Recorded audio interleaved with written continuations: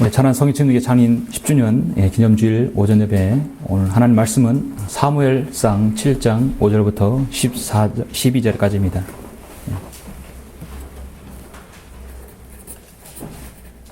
사무엘상 7장 5절로 12절입니다.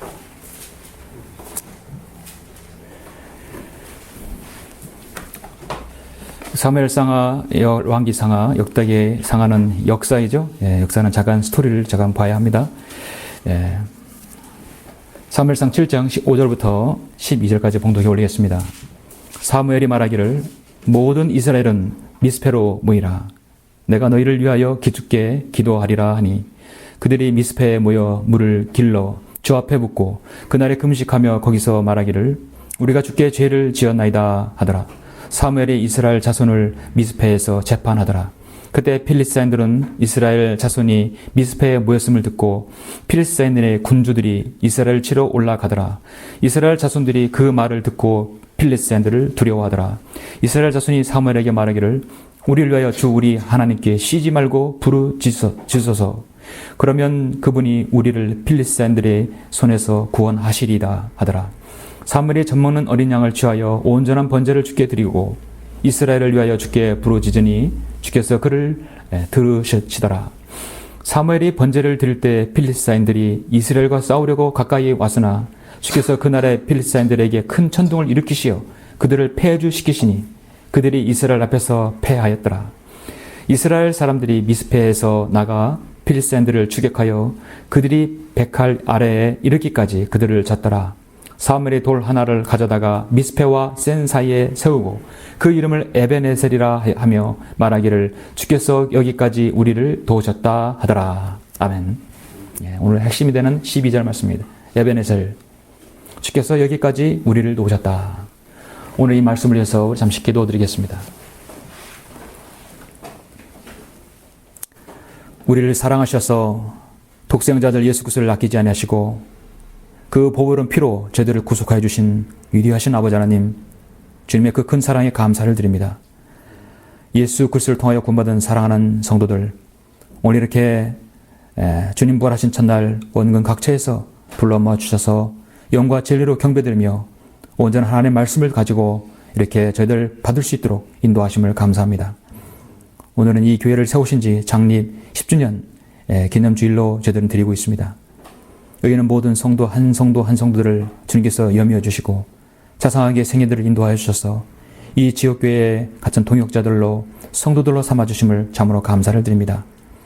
하나님께서 여기는 모든 성도들의 기도를 들어주시고 우리의 예배를 흠양해 주셔서 우리가 오늘 말씀을 통하여 다시 한번 주님께 부복하고 엎드리며 자신을 하나님 앞에 온전히 드리는 귀한 계기가 될 수 있도록 인도하여 주시길 원합니다. 이 말씀에 기름 부어 주십시오. 제가 이 말씀을 통해서 다시 한번 우리 모두가 다 하나님 말씀의 동기부여가 되며 자신의 생애를 온전히 드릴 수 있는 귀한 기회가 될 수 있도록 인도하여 주옵소서. 주 예수 그리스도 이름으로 기도드렸습니다. 아멘.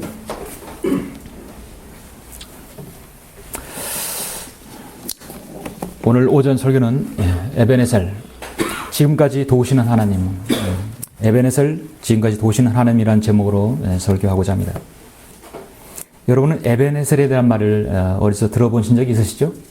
어떤 모 기업에서는 이름을 메이커를 에벤에셀이라고 하는 것도 전 들었습니다. 사실은 그것이 지금까지 우리를 도우시는 돌, 하나님, 그 뜻이죠. 오늘 우리 천안 성경침례교회가 이 말씀에 불모지였던 천안 지역에 지난 2002년 10월에 창립한 지 10년이 되는 창립 10주년이 되는 주일날입니다. 지난 10년간의 소감으로는 참으로 주님께서는 10년 동안 많은 부분에서 이 사역에 관여해 주셔서 도우셨다고 말할 수밖에 없는 것을 저는 말씀드릴 수밖에 없습니다. 정말 많은 부분에서 주님께 도우시지 않으시면 제가 이 자리에 설 수가 없었습니다. 하나님의 자비와 그 은혜가 아니라면 이 자리에 설 수가 없었던 것입니다. 그 무엇 하나 하나님 앞에 존중받아야 할 가치도 자랑도 없는 저와 저희 가정을 주님께서는 지난 10년간 선대해 주셔서 이렇게 신실한 여러분 성도들과 함께 사역을 이루어 나가게 됨을 저는 주 하나님께 감사를 드리는 것입니다. 그리고 저의 생에 이렇게 여러분들과 함께 제가 이렇게 사역과 동역한다는 것은 저 자신에게 축복이고 기쁨이고 또 영광이라고 저는 생각합니다. 오늘 장례 10주년이 되는 기념주일에 저는 어떠한 말씀으로 서로와 도전과 이루가 되는 설교를 할 것인가 고심하고 기도했습니다. 지난 10년은 참으로 잠깐이었습니다. 10년 전에 창립 예배를 드릴 때 그날이 정말 생생합니다. 한결같이 주님께서는 지금까지 우리의 사역을 지켜보시고 관여하신다는 것을 저는 부인할 수 없습니다. 그래서 저는 지금까지 지나오는 동안 눈동자처럼 지켜주시고 인도하시는 주님의 은혜와 사랑의 관심을 저는 구약의 한 역사를 통해서 우리가 교훈과 영적인 도전을 얻고자 하는 것입니다. 하나님께서는 예수 그리스도의 피로 구속받은 자신의 자녀들의 생애를 늘 인도해 주십니다. 하나님께서 자신의 생애를 구원해 주셨다면요, 그 사람의 세세한 부분까지도 관여해 주십니다. 그러나 구원만 해 주시지 그 사람의 인생에 있어서 직접적으로 개입하시거나 또 관여하시지 않는다는 것은요, 이신론입니다. 그 철학사상입니다. 하나님께서 자신의 피를 통해서 구원받았으면, 해주셨으면 하나님께서 그 사람의 생애를 인도해 주십니다. 바른 진리의 길로 이끌어 주시는 것이죠. 여러분께서도 하나님의 인도와 보호하신 가운데서 이 자리에 오신 것을 여러분 부인하지 아니리라 생각합니다. 참으로 주님의 은혜와 하나님 자비로 인하여 여러분도 이곳에 오셨죠? 예. 우리는 주님을 섬기시면서 특별한 어떤 기점을 통해서 다시 한번 나 자신의 믿음의 도약을 하는 계기가 필요합니다. 여러분은 그런 믿음의 도약을 하는 계기가 오늘 시점이 되었으면 합니다. 저도 오늘 기준을 통해서 더 쇄신하고 더 주님께 더 가까이 밀착하는 그런 계기로 저는 삼고자 합니다. 여러분에게도 그런 날이 오늘 됐으면 좋겠습니다. 오늘 저는 우리가 보는 본문의 사무엘상 7장에서 이스라엘 백성에게도 그런 날이었습니다. 사무엘상 7장은 이제 이스라엘 역사가 시작되는 시점이에요. 그런 시점에서 이 지금 하나님의 선지자인, 참으로 제사장이요 선지자인 사무엘을 통해서 온 백성이 하나가 되는 그런 지금 중요한 시점에 있습니다. 사무엘상 7장은 이스라엘 민족을 위해 부름받은 하나님의 선지자와 제사장인 사무엘이 지금 온 무리들을 하나같이 불러놓아 놓고 하나님께서 자신들의 도움이 되시고 구원자 되심을 다시 한번 지금 각인시켜주는 그런 장이 바로 사무엘상 7장입니다. 여러분 아시다시피 사무엘상하 또 열왕기상하 또 역대기상하는 이스라엘의 역사이죠. 참으로 여러분 이스라엘의 역사는 하나님의 눈동자 같은 보호가 아니었다면 그들은 지금 이 지구상에 없어도 벌써 없었을 민족입니다. 그렇게 배교와 불순종으로 일관한 역사를 가지고 있으면서도 오늘날 이 지구상에 여러분 세계 지도를 보시면 양 대각선을 긋고 가장 가운데가 어디가 지키는가 보십시오. 예루살렘이 지킵니다. 가장 세계 중심이 예루살렘이에요. 그렇게 배교와 불순종을 일관하는 그들을 하나님께 지금도 지켜주십니다. 사실 이스라엘의 역사는 배교의 역사입니다. 너무도 많은 굴곡 있는 역사를 가지고 있어요. 굴곡이 많을수록 여러분 할 얘기가 많은 것이죠. 굴곡 있는 역사는 참으로 우리들에게 많은 영적인 교훈을 줍니다. 너무나 다 잘하고 다 순종하고 축복받으면 우리에게 던져줄 게 아무것도 없어요. 그런데 이스라엘 역사를 통해서 우리는 많은 걸 얻을 수 있어요.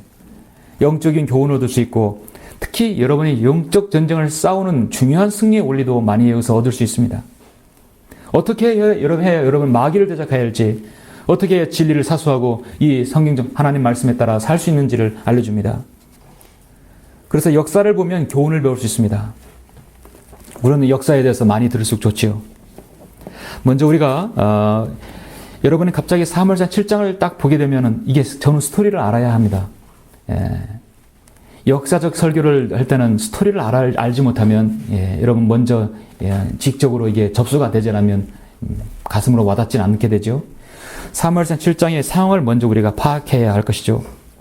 여러분이 사무엘상 7장은 사무엘상 5장과 6장과 연결되어 있어요. 근데 그 연결의 핵심은 무엇인가? 핵심은 하나님의 교회입니다. 주의 교회, 하나님의 교회입니다.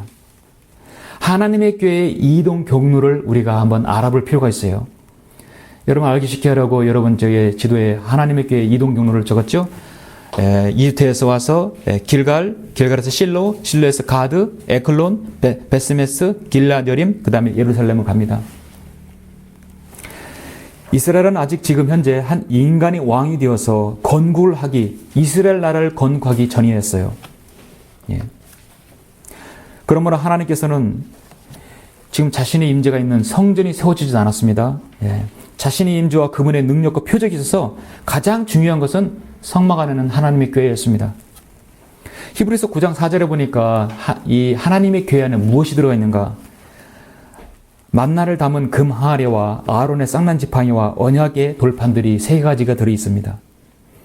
이스라엘 민족에 있어서 하나님의 교회는 한마디로 사무엘상의 1장에서 말씀하신 대로 그 이름은 그룹들 사이에 거하시는 만군의 주의 이름에 불린 것이다. 그룹들 사이에 거하시는 만군의 주의 이름이라. 한마디로 하나님의 교회는 하나님의 임재의 중요한 상징입니다. 그러니까 하나님의 교회는 함부로 다뤄서는 즉시 죽이는 거예요. 하나님께서. 우사도 죽었고요. 베스메스에 있는 많은 사람들도 죽었습니다. 그리고 이스라엘 백성에 있어서 하나님의 교회는 정말 아주 잘 다루어야 합니다.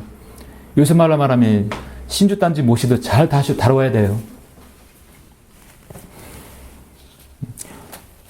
최근에 알았는데 저도 무속인의 집에서 가장 중요한 것이 단지더라고요. 그 단지 안에는 쌀이 들어가 있다고 하죠. 가장 중요하게 다루는 거죠.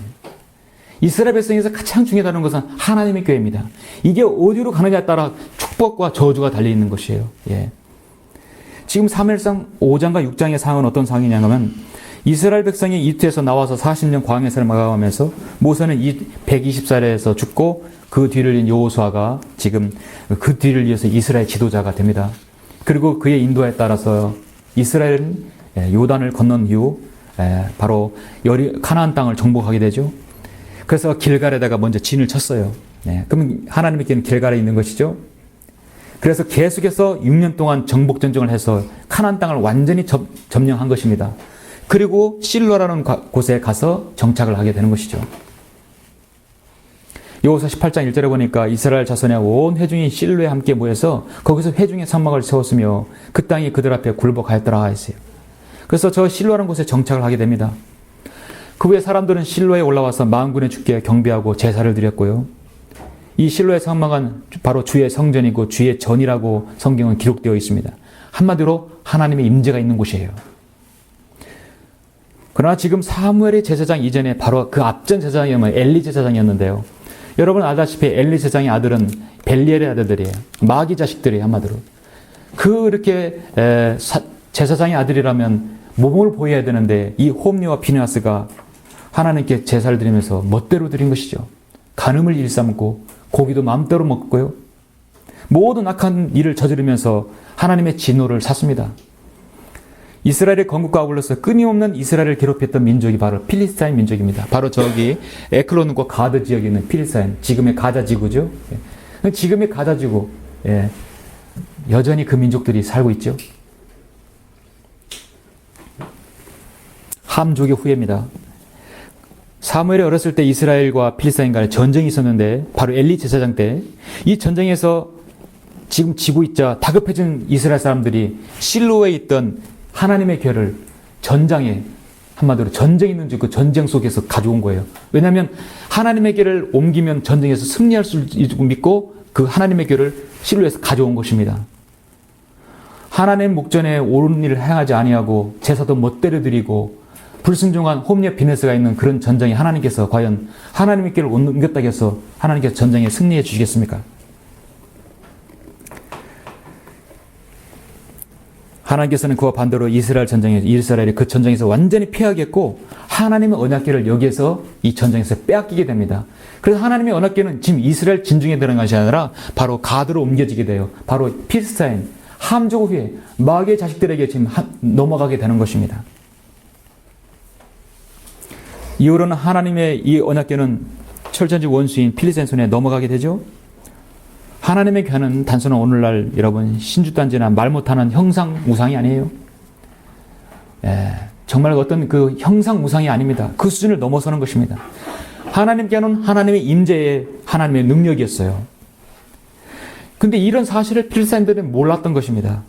그냥 그 언약궤를 자신이 본거지에다가 놓게 되면 그냥 무조건 좋은 줄만 알았던 것이었어요. 여러분 여기 앞에 사무엘상 5장을 잠깐 보십시오. 자, 5장을 보니까 이제 뺏어왔어요.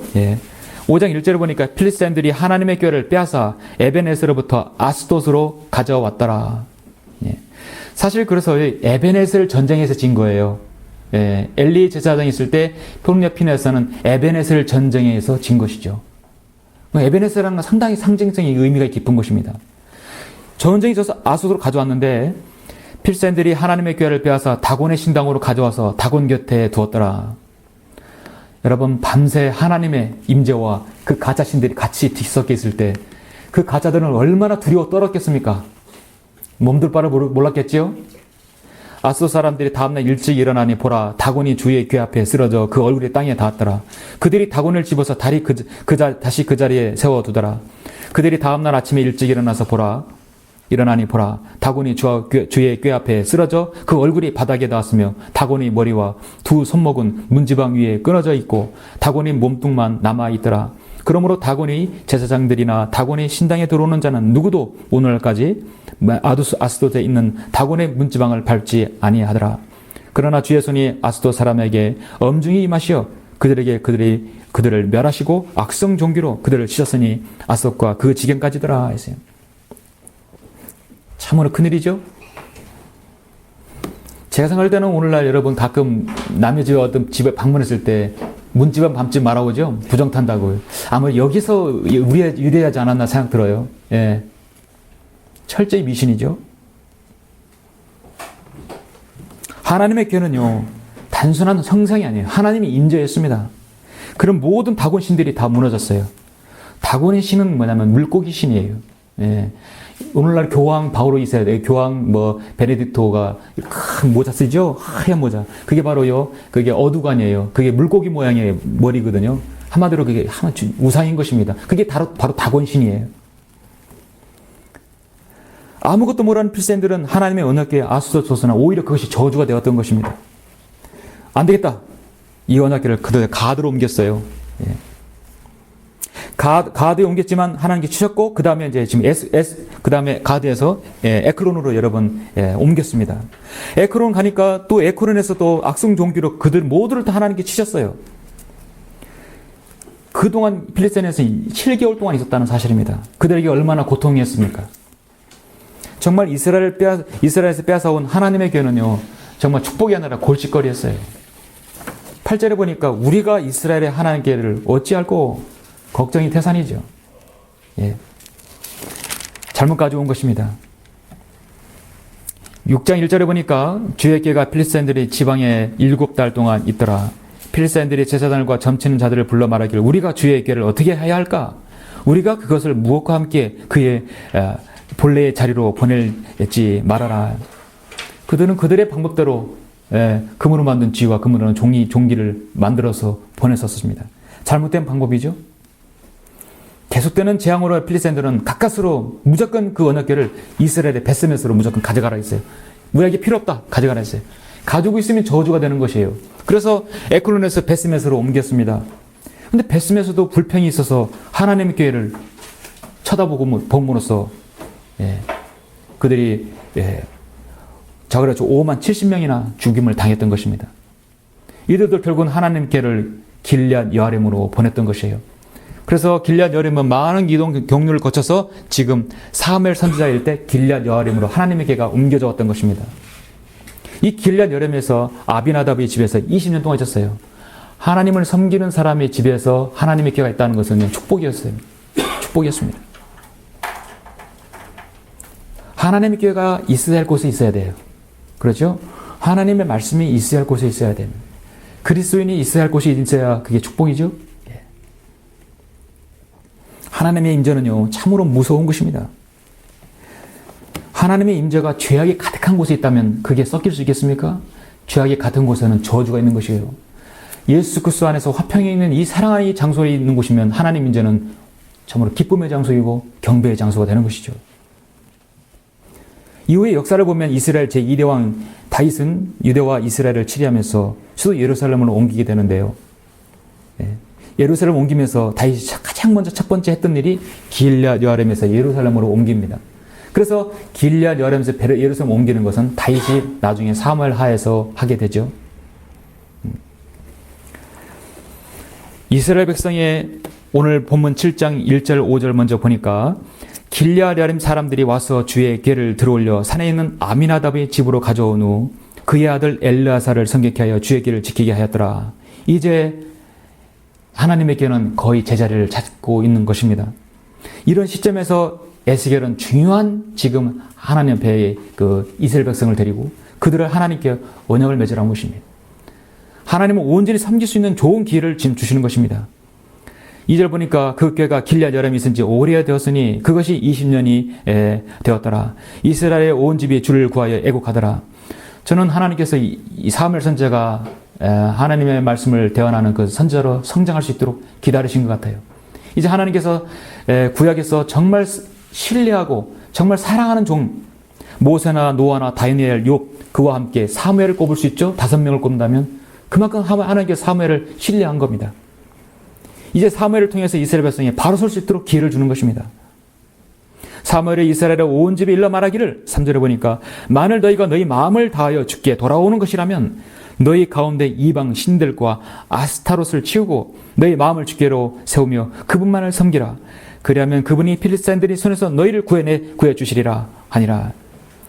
이스라엘의 끝없는 원수지간이었던 그 필리스타인들이 더 이상 거기서 이제 고통당하지 않는다는 그 방법을 내준 겁니다.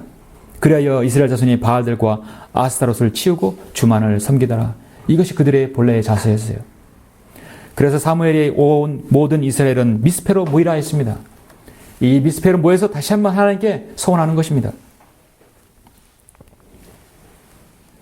사무엘은 그들의 지도자로서 다시 한번 하나님의 능력과 하나님의 보호하심을 백성들에게 알려서 그들 스스로 하나님을 따르게끔 해주어야 할 강한 동기부여가 필요했던 것입니다.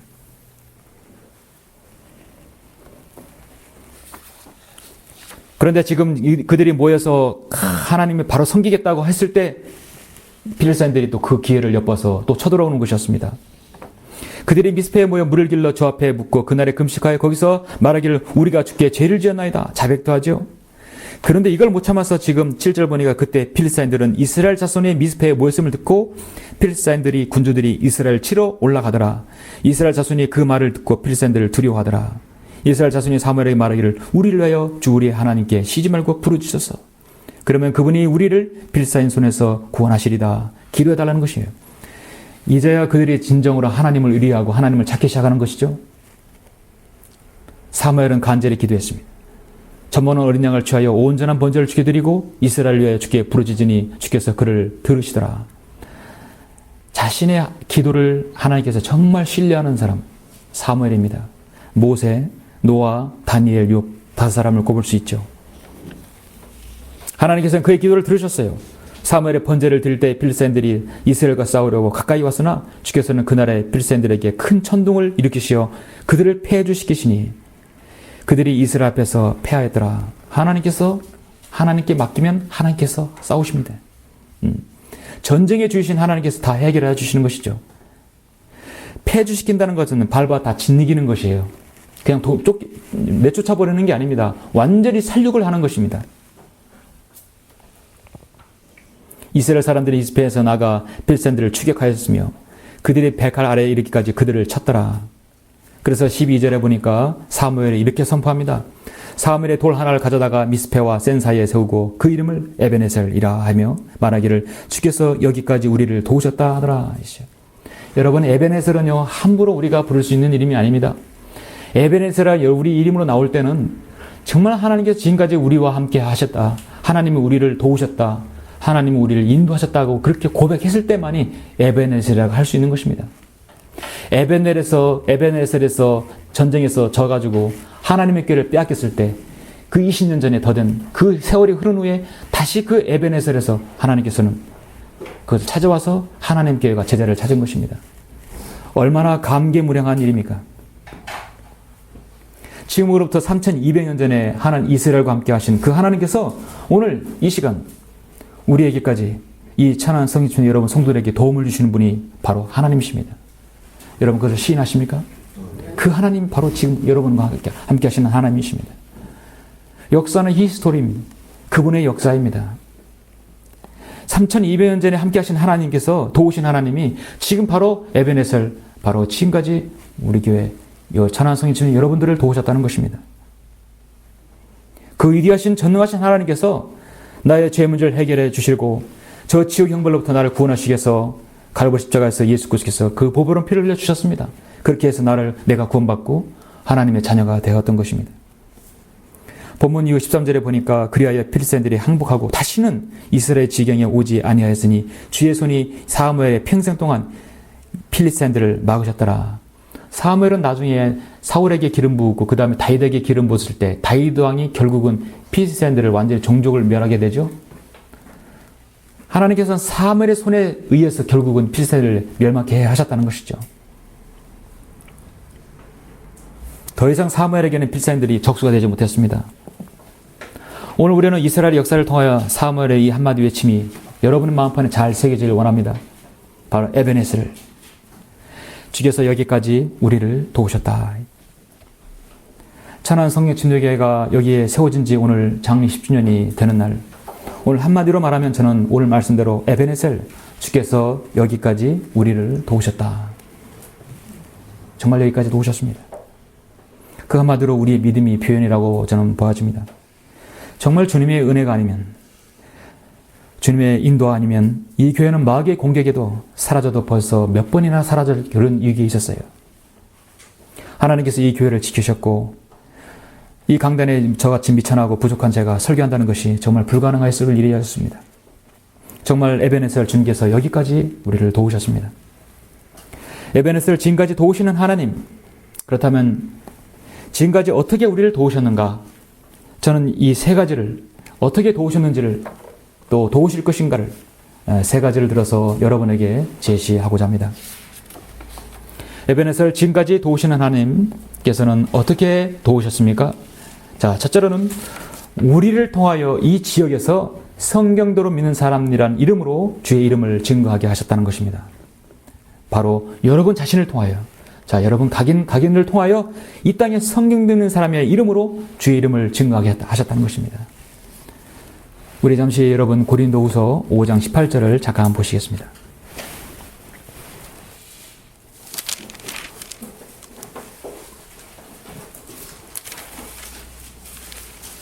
고린도후서 5장 18절 20절입니다.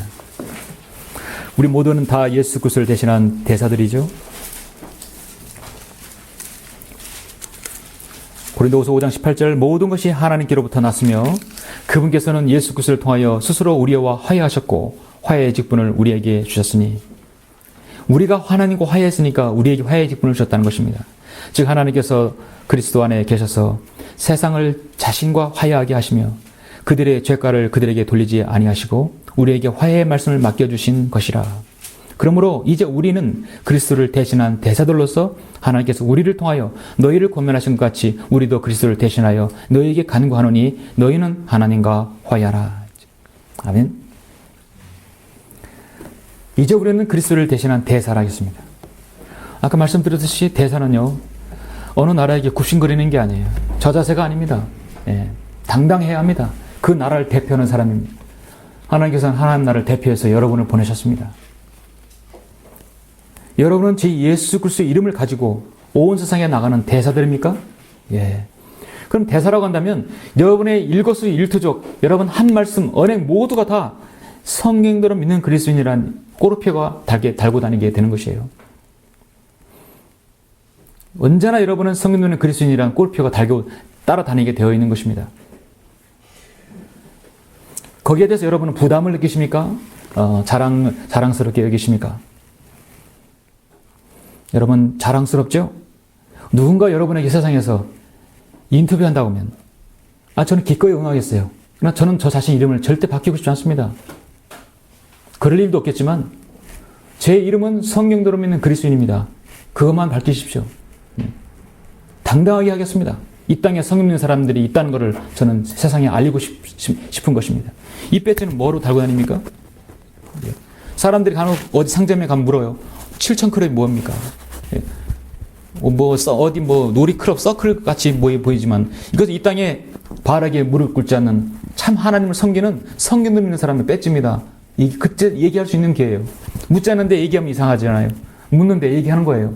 이 땅에 성경 믿는 그리스도인입니다. 요즘 세상에 참으로 시끄럽습니다. 이제 대통령 선거도 다가왔습니다. 정치도 시끄럽고 경제는 말도 못하게 시끄럽고 사회도 시끄럽고 사건, 사고 끊이지 않습니다. 정신없이 돌아가는 세상이에요. 그런 와중에 더 혼란스러운 세상이 되었죠.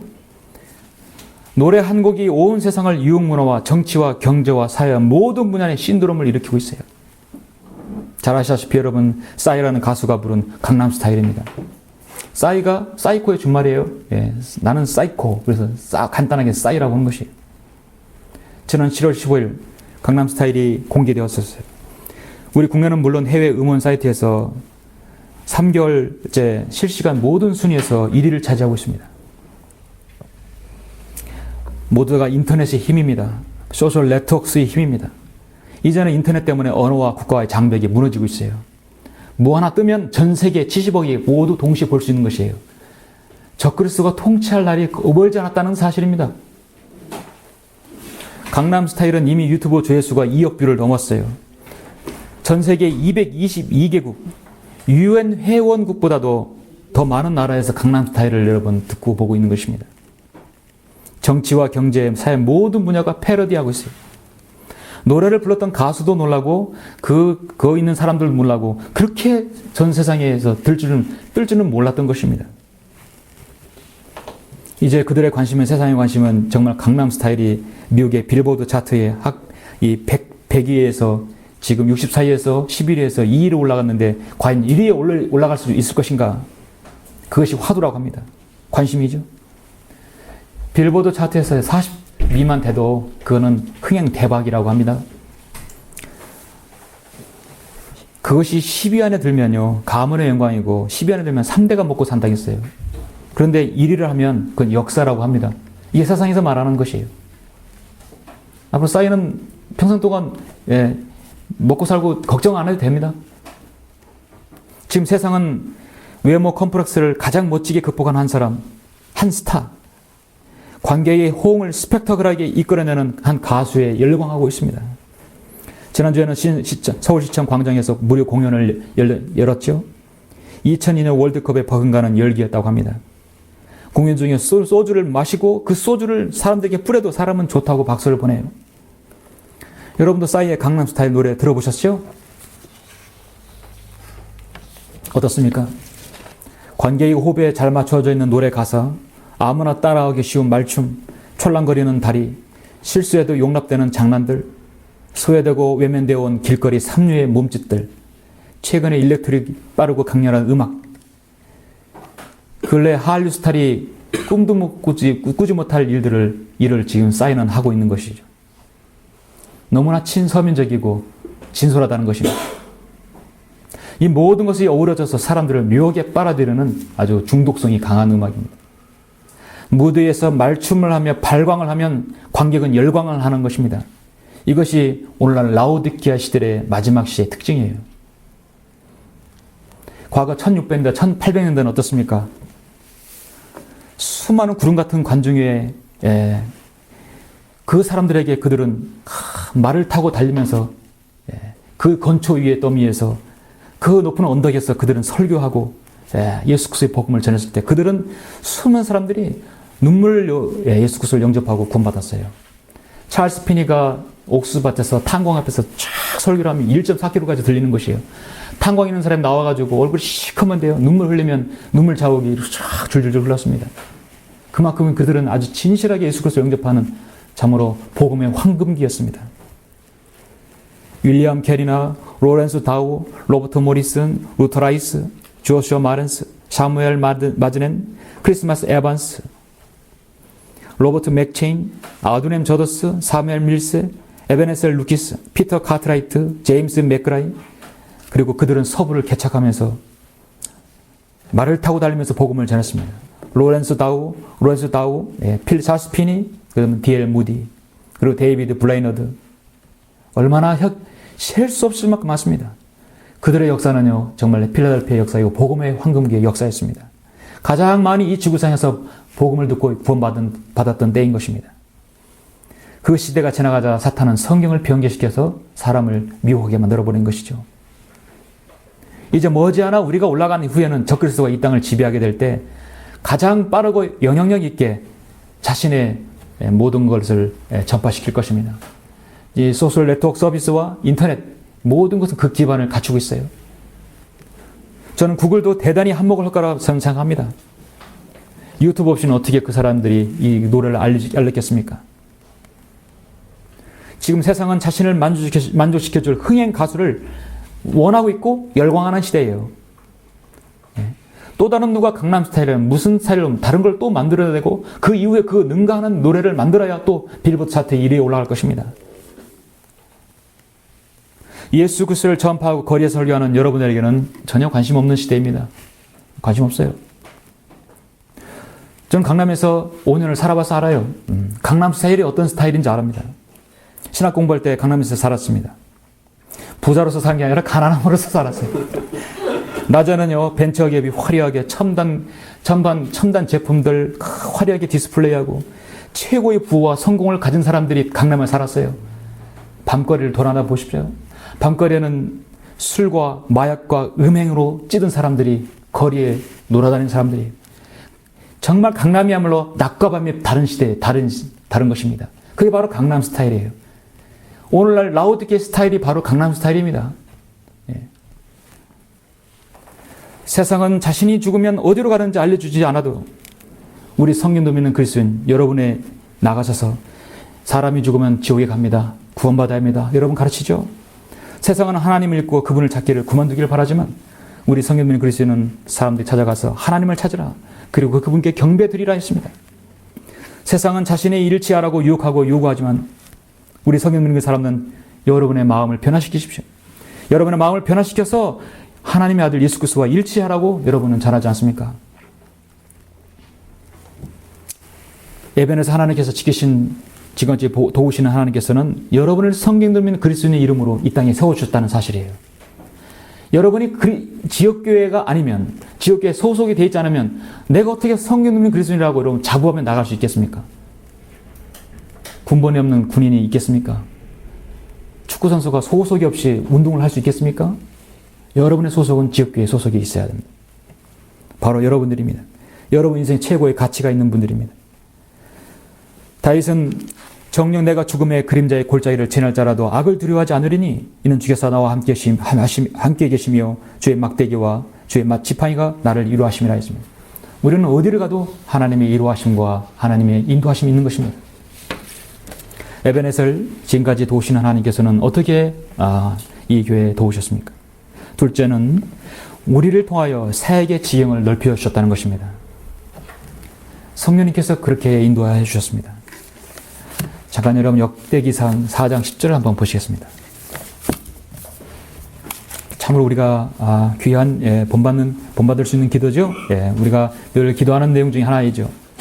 역대기상 4장 10절에 보면 야베스라는 인물이 나오는데 이 야베스의 행적은 우리는 자세히 알지 못합니다. 그러나 그의 기도가 성경에 기록되어 있습니다. 역대기상 4장 10절에 보면 야베스가 이스라엘의 하나님을 부르며 말하기를 오 주께서 정녕 나를 복주시고 나의 지경을 넓혀 주시며 주의 손이 나와 함께 하시고 주께서 나를 악에서 지켜주시어 나로 근심하지 않게 하소서. 아멘. 하나님께서 그가 요청하는 것을 뭐예요? 허락하셨더라 라고 했어요. 뭘 허락하셨습니까? 나의 지경을 넓혀주시고 첫 번째 주의 손이 나와 함께 하시고 두 번째 주께서 나를 악에서 지켜주셔서 나로 근심하지 않게 하소서예요. 여러분 개역성경은 여기서 절묘하게 변개되어 있어요. 다른 건 변개하면 편하니까 살짝 하나 변개함으로써 우리 그리스도인의 신앙을 무너뜨리는 겁니다. 다 똑같다고 하지만 주께서 나를 악에서 지켜주셔 해서 나로 근심하지 않게 하소서 나오죠. 나로 근심하지 않게 하소서를 개역성경 뭐냐면 나로 환난을 벗어나 근심이 없게 하소서 나오죠. 우리 그리스도인에게는 근심이 없을 수가 없어요. 만사 형통할 수는 없습니다. 다만 내가 그런 것들을 통해서 악에서 나를 지켜주시어 나로 근심하지 않게 하시는 거예요. 내 믿음의 연약함과 내 믿음의 다운됨은 내 연약함과 실족함으로 인해서 내가 근심하지 않게 하는 것이에요. 근심이 전혀 없을 수는 없습니다. 우리는 그 믿음으로 그걸 극복해야 합니다. 기드온이 하나님께 부름받았어요. 미디안 전쟁에서요. 기드온이 하나님께 부름받고 나서 전쟁에 나가기 전에 하나님께 확신을 받을 게 있었어요. 하나님께서 나를 전쟁의 지도자로 장군으로 재판관으로 삼으신다면 나에게 무슨 표적 좀 보여달라고 했어요. 한편으로는 되게 믿음도 없고 한편으로는 걱정일 수도 있습니다. 그러나 기드온 편에서는 그걸 확답을 받고 가야 속이 편하고 확실하게 전쟁이 이길 수 있을 것 같으니까 하나님께서 보여주셨어요. 그 기드온의 그건 자세인 것입니다. 기드온이 뭐라냐면 이제 내가 주의 목전에 은혜를 얻었으면 주께서 나와 말씀하시고 계시다는 한 표적을 내게 보여달라고 했어요. 그래서 하나님께서 그 표적을 다 보여줬어요. 말하는 대로 다 보여줬습니다. 자, 이제 알겠느냐? 내가 너와 함께 한다고 했어요. 내가 너를 도와주겠다. 저도 사역을 시작하면서 기도했습니다. 하나님, 저는 제가 이곳에서 사역을 하는 것을 허락하신다면 제가 서울에서 신학을 공부하고 서울에서 교회를 다닐 때 제가 이 사역에 대해 부름 받았다면 저에게도 증거가 있어야 될 것입니다. 기드온에게도 증거를 보여주셔서 저에게도 증거 주십시오. 저는 크게 두 가지를 말씀드렸습니다. 이 교회에 먼저 저와 동역할 수 있는 일꾼을 보내주십시오. 여러분, 저와 동역하는 여러분 같은 일꾼이 없이 제가 어떻게 사역을 합니까? 일꾼을 보내주셨다면 그 일꾼들하고 같이 하나님의 동역자들하고 사역을 할 수 있는 사역의 지경을 넓혀주십시오. 무엇을 해야 할 거 아닙니까? 복음을 전하는데 어떻게 전하는 것입니까? 이 교회에 맞는 사역, 우리 캐릭터에 맞는 사역, 정말 우리 교회의 이 지역에 맞는 사역을 하나님께서 지경을 넓혀주십시오. 하나님께서 이 두 가지를 들어주셨습니다. 지금 바로 여러분들이 여러분 증인들인 것입니다. 여러분들이 있었기 때문에 지금 10년의 이 사역을 할 수 있는 것입니다. 천안 지역을 순회하면서 또 충무사랑병원에서 지속적으로 금요일마다 예배를 인도하고 있고 매주마다 혼두를 이겨오고 있습니다. 요양병원을 순회하고 있습니다. 아산 지역, 당진 지역, 충청남도 18개 지역을 순회하고 있습니다. 이젠 더 나아가서 평택과 안성과 진천까지 나아갔습니다. 영상순회 세상의 빛 복음 전파를 통해서 우리 영상순회 장비를 통해서 천안에는 웬만한 큰 요양병원은 다 돌아다녔습니다. 4년을 돌아다녔습니다. 하나님께서는 기업체나 공공기관, 시설 방문 등 영화 상영을 하도록 허락하셨습니다. 그리고 또 문서사역을 통해서 공공기관 진리의 기관에다가 진리의 서적을 비치하고 학회지나 또 그날의 양식을 여러분 아는 사람들에게 발송해서 보내고 있습니다. 또 우리가 유튜브 설교를 통해서 인터넷 선교 사역을 하고 있습니다. 이 설교가 유튜브를 통해서 우리 홈페이지를 통해서 인터넷을 나가 전파되고 있는 것입니다. 전국 각지에서 해외에서 96개국에서 우리 설교를 듣고 있습니다. 지금까지 생각해보면 여러분, 우리는 에베네셀이라고 우리는 하나님께 우리는 기도하지 않을 수 없죠. 에베네셀, 지금까지 우리를 도우셨다는 것을 우리는 부인하지 않을 수 없는 것입니다. 시편 121편에서 내가 나의 도움이 오는 산을 향하여 내가 눈을 들어올리리니 나의 도움이 하늘과 땅을 지으신 주께로부터 오는도다.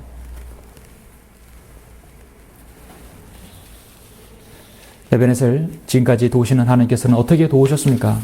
마지막 세 번째는 주님께서는 다시 오시는 날까지, 주님의 재림의 날까지 앞으로도 사역을 인도하실 것입니다. 이런 믿으십니까? 이걸 믿지 못하면 여러분이 교회 다녀야 할 근거가 없어요. 자, 오늘까지 딱 인도하고 이제 끝. 하나님께서 인도함이 없다면 우리가 더 이상 이 교회에 적을 두할 이유가 없죠. 주님께서 다시 오실 때까지 이 교회 사역과 함께 하시고 여러분과 함께 하시고 가정과 함께 하시고 여러분의 기도를 들어주시는 것입니다. 이 약속이 없다면 안 되겠죠. 데살로니가전서 5장 여러분 23절을 보시겠습니다. 데살로니가전서 5장 23절 화평의 하나님 바로 그분께서 너희를 온전히 거룩하게 하시고 너희의 온 영과 혼과 몸이 우리 주 예수 그리스도께서 오실 때까지 책망할 것이 없게 보존되기를 하나님께 기도하노라 하시.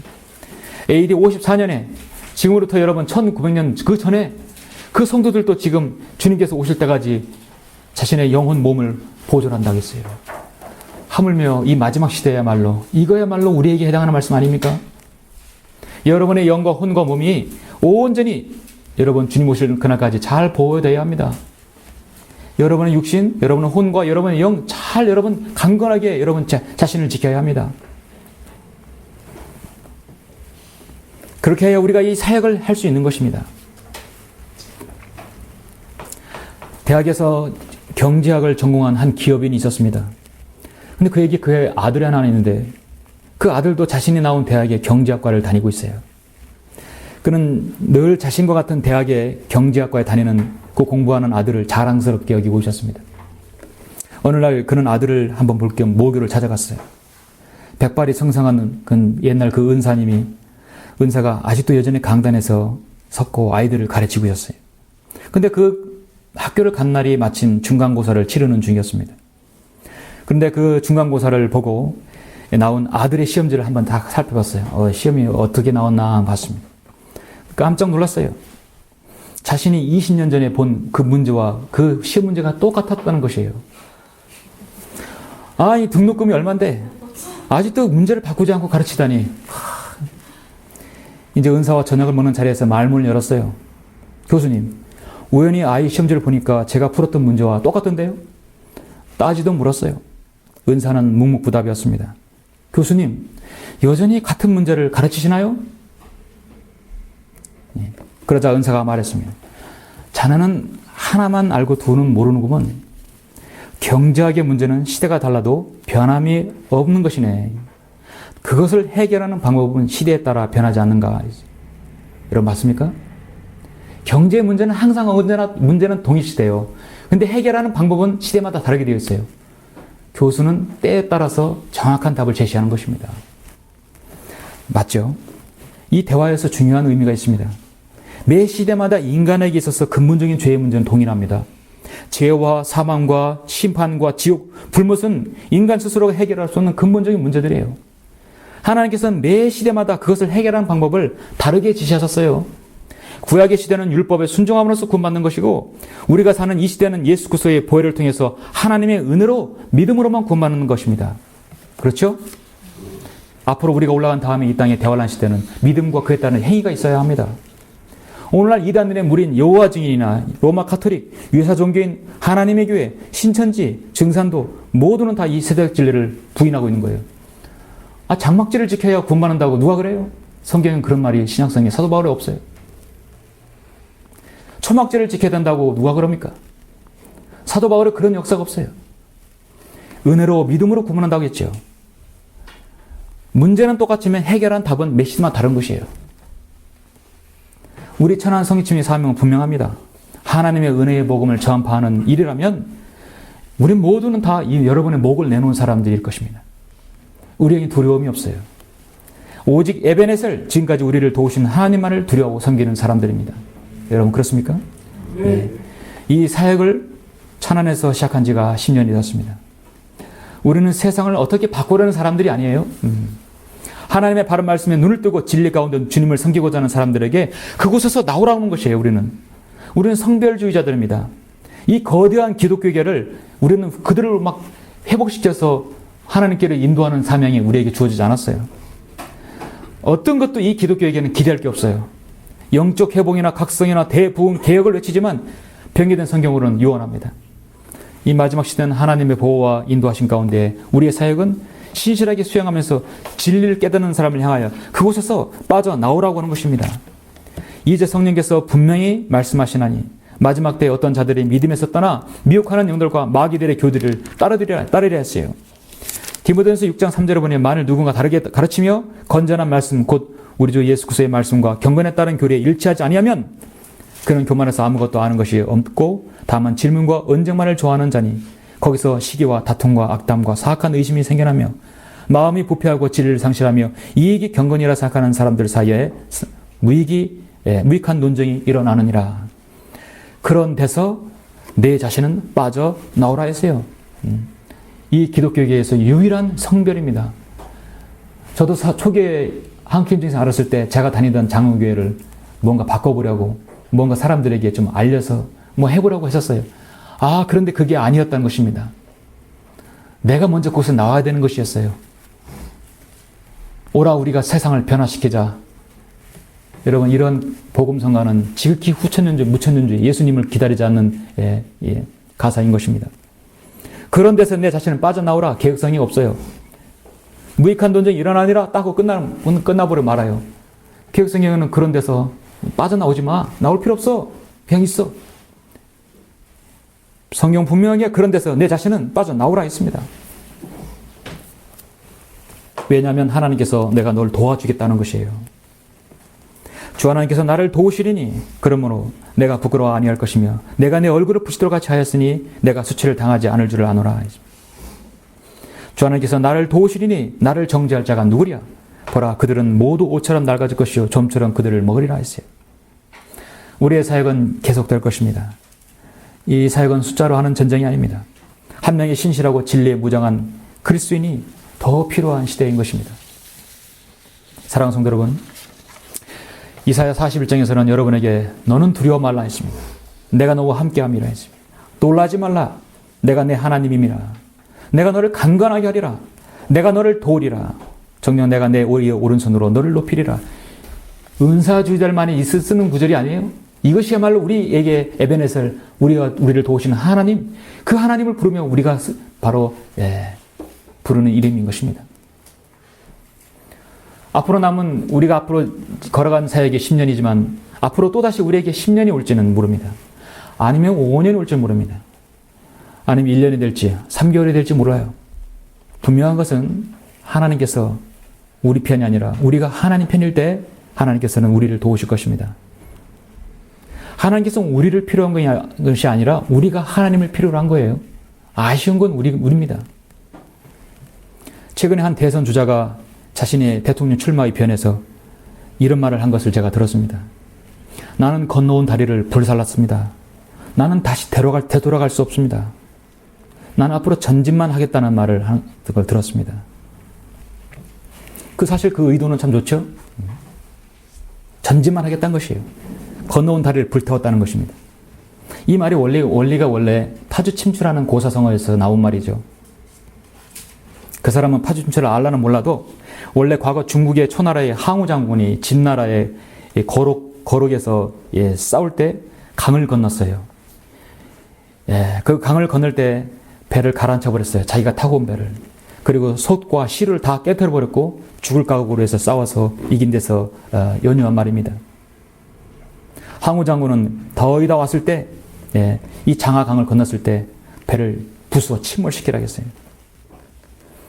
자신이 가지고 밥해 먹을 솥마저 다 깨뜨려 버렸습니다. 3일분의 식량을 딱 나눠주고 여기서 이겨라는 것이에요. 병사들은 결사적으로 필사적으로 싸워서 바로 거기서 점령해서 승리했다는 것입니다. 여러분, 우리의 영적 전쟁도 마찬가지입니다. 우리도 늘 이 파주 침추의 자세로 싸워야 할 것입니다.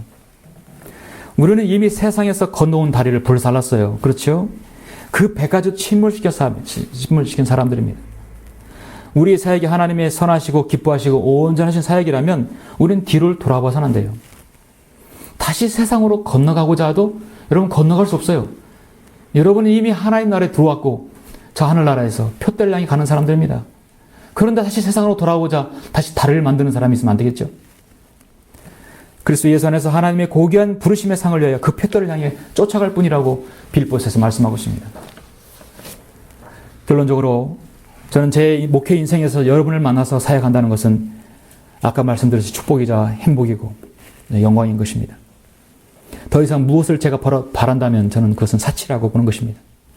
하나님께서 혹 더 많은 지체를 더해 주신다면 그 모두와 함께 이 사역을 주님 오실 때까지 마무리하고 싶은 것입니다. 자, 주님 오실 때가 머지 않았어요. 가까웠습니다. 아까 그 데살로니가전서 5장에 AD 54년보다 훨씬 더 가까웠죠. 이미 1900년이 흘렀어요. 함께 힘을 모아야 할 때입니다. 한 성도라도 나거나 도태되어서는 안 됩니다. 여러분, 제가 좀 부족하고 제가 못나고 제가 좀 나약하고 잘 가르치지 못해도 여러분이 소유하고 있는 진리만큼은요, 여러분이 가지고 있는 이 진리의 성경만큼은 영원히 후회하지 않을 하나님의 말씀의 진리입니다. 여러분 믿으십니까? 그건 확실합니다. 그것만은 확실합니다. 그렇다면 이 사역을 지금까지 이끌어 주시고 인도하신 하나님께 다시 한번 감사를 우리가 드리고 앞으로도 우리의 사역을 도우시는 에베네셀 되시는 하나님께 우리의 영광을 돌리는 여러분 모두가 다 되시길 간절히 바랍니다. 기도하시겠습니다.